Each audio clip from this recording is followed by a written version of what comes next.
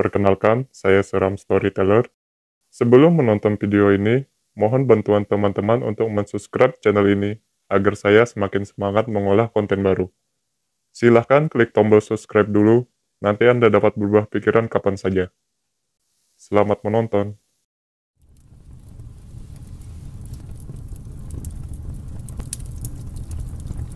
Di suatu hutan yang menjadi tempat berkemah untuk 7 sekawan, terdapat sebuah api unggun yang telah mereka buat saat hari mulai menjadi gelap. 7 sekawan itu sudah banyak berkemah di berbagai tempat. Kali ini mereka memilih lokasi camping mereka sendiri, tidak mengikuti tren tempat berkemah yang sudah terkenal seperti sebelumnya. Mereka berkemah di tengah-tengah hutan entah berantah yang berjarak 5 km dari jalan raya.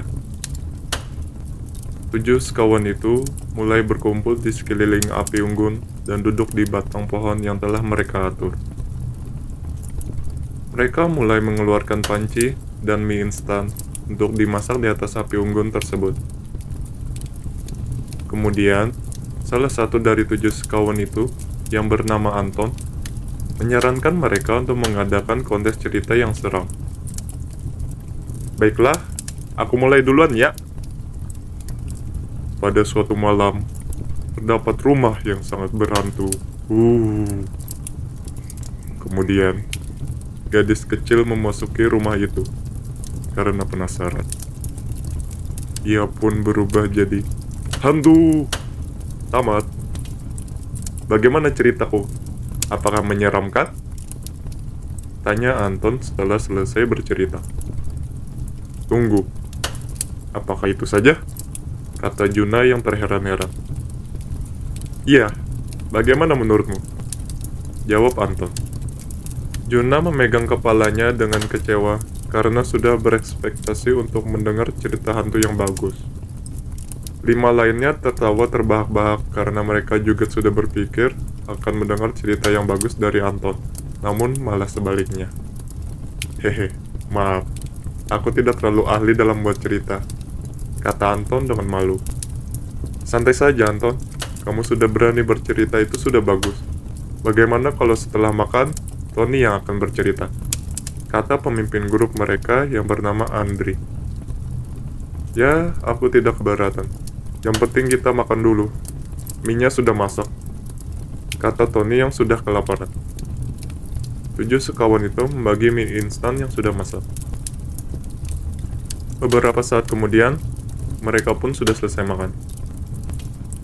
Ayo Tony, cepat bercerita. Ceritamu selalu bagus, kata Budi yang tersabar. Baiklah, tunggu. Aku akan mulainya. Cerita ini berdasarkan cerita nyata yang pernah dialami oleh sekelompok orang yang suka bercamping seperti kita. Kelompok mereka berjumlah 5 orang. Mereka saat itu memulai perjalanan di depan tanda bahwa mereka akan memasuki daerah hutan dengan jalan setapak yang cukup jauh.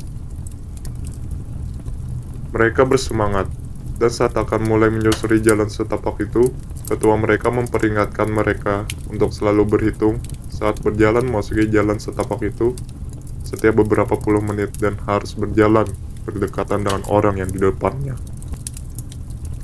Di dalam hutan itu cukup gelap. Padahal harinya masih terang.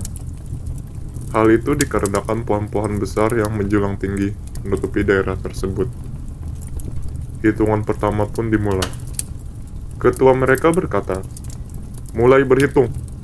1, 2, 3, 4, 5. Ketua mereka melihat teman-teman di belakang untuk memastikan keadaan. Belum ada satu orang pun yang lelah. Jadi mereka tetap berjalan. Di tengah-tengah jalan, salah satu teman mereka kebelet ingin buang air kecil. Kelompok 5 orang tersebut pun berhenti dan membiarkan teman mereka untuk buang air kecil. Tak lama menunggu, teman mereka kembali dan mereka melanjutkan perjalanan. Hitungan kedua dimulai lagi. 1, 2, 3, 4, 5. Sekali lagi ketua mereka menanyakan anggotanya jika ada yang lelah. Mereka menjawab masih sanggup. Mereka terus melanjutkan perjalanan. Berjalan melalui tanda di pohon yang tulisannya sudah tidak jelas. Ketua berpikir bahwa itu menandakan sudah setengah jarak yang mereka tempuh sebelum mereka sampai ke lokasi yang diinginkan. Hitungan ketiga dimulai lagi. 1, 2, 3, 4, 5, 6. Sontak semua orang langsung menengok ke belakang. Ternyata teman mereka yang paling belakang tertawa terbahak-bahak dan berkata, "Hei, aku hanya bercanda. Jangan terlalu tegang dong." Ketua menegur orang itu untuk tidak bercanda akan hal tersebut. Kemudian 3 orang berkata sudah mulai lelah dan butuh istirahat. Maka dari itu, ketua mereka memutuskan untuk berhenti dan mencari tempat untuk berkemah. Setelah berjalan tidak jauh dari jalan setapak itu, mereka menemukan tanah lapang yang cukup luas dan dikelilingi pohon besar. Semuanya setuju untuk mendirikan tenda di tempat itu. Setelah mendirikan tenda, kelompok 5 orang itu bekerja sama untuk membuat api unggun. Api unggun pun sudah selesai dibuat. Salah satu anggota mereka berkata, "Bagaimana kalau kita bercerita tentang hantu, dan aku yang akan mulai duluan?" Yang lainnya setuju saja dan siap mendengarkan. Orang itu mulai bercerita. Ini adalah cerita tentang hantu yang suka memberikan tantangan. Tantangan kesukaan hantu itu adalah game, yaitu game tidak boleh bersuara. Game tersebut dimulai saat hantu itu mulai menutup mata. Jika ada yang bersuara sedikit pun sejak itu, maka mereka akan mati dibunuh oleh hantu tersebut. Kemudian pencerita itu mulai menutup matanya, seperti ceritanya tadi. "Wah, cerita yang bagus. Aku mulai merinding, dan aktingmu sangat bagus."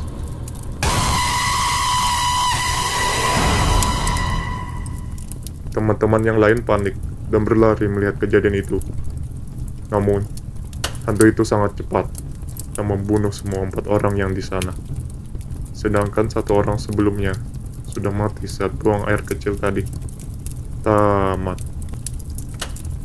"Bagaimana ceritaku?" kata Tony setelah selesai bercerita. Semua orang bertepuk tangan. "Wah, hebat. Bagus sekali ceritanya," puji Anton. Tiba-tiba, Juna mulai menutup matanya seperti di cerita tadi. 6 kawan yang lainnya menyadari tingkah laku Juna tersebut. Kemudian, si pemimpin Andre mengambil gelas yang berisikan air dan menyiramkannya ke wajah Juna. "Hei, kenapa aku disiram?" kata Juna sambil menyapu wajahnya dari air. "Jangan pikir kau bisa menakuti kami dengan aktingmu yang buruk itu," ucap Andre. Yang lainnya pun tertawa melihat hal itu. Setelah selesai tertawa, masih ada yang tertawa terbahak-bahak, dan itu adalah teman mereka yang bernama Desna. Kemudian Desna berkata, "Hei, itu ide yang bagus. Bagaimana kalau kita juga melakukan tantangan itu?" "Baiklah, aku mulai ya." Semuanya terdiam ketakutan dan membeku tidak bergerak sedikit pun. Bahkan, Anton yang selalu telat mikir, sadar akan situasi yang dihadapi. Mereka cepat sadar dan tahu bahwa orang itu bukan teman mereka yang sebenarnya. Karena Desna itu Orang busuk.